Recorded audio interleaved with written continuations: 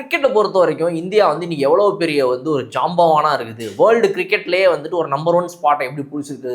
அவங்களுடைய contribution to ICC ரெவன்யூவா நீங்கள் பார்த்தீங்கன்னா வந்து ஒரு 70% ரெவன்யூவை ஒரே ஒரு கண்ட்ரி கொடுக்குது. இப்படின்ற இந்த சுச்சுவேஷனெல்லாம் தாண்டி T20 அந்த க்ரோத் அப்படிங்கிறது டெஸ்ட் கிரிக்கெட்டை அழிச்சிருக்குதா அப்படின்னா கண்டிப்பாக ஆமாம். அது மற்ற நாடுகளில் அழிச்சதை விட இந்தியாவில் இன்னுமே அதிகமாக அழிக்குதுங்கிறத நம்மளால் கண்கூட பார்க்க முடியுது. அப்போது வெளிநாடுகளில் நம்ம போய் முக்கியமாக ஆஸ்திரேலியாலேயோ இங்கிலாந்துலேயோ போய் விளாடும் போது அங்கே இருக்கக்கூடிய ஒரு கிரிக்கெட் வரவேற்புங்கிறது சூப்பராக இருக்குது. நம்ம இந்தியா இங்கிலாந்து சீரீஸ் இப்போ விளையாடி முடிச்சாங்க சில மாதங்களுக்கு முன்னால்.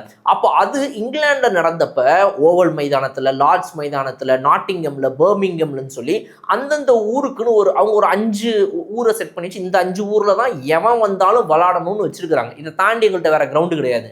ஆனால் நம்ம ஊரில் பல அசோசியேஷன்ஸ், பல ஸ்டேட் கிரிக்கெட் போர்டு, அந்த ஒவ்வொரு போர்டும் அந்த ஒவ்வொரு அசோசியேஷனும் அவங்க ஊரில் இருக்கிற அந்த கிரவுண்டுக்கு ஏன் கொடுக்க மாட்டேங்கிறீங்கன்னு பிசிசிஐட்ட சண்டை போடுறது.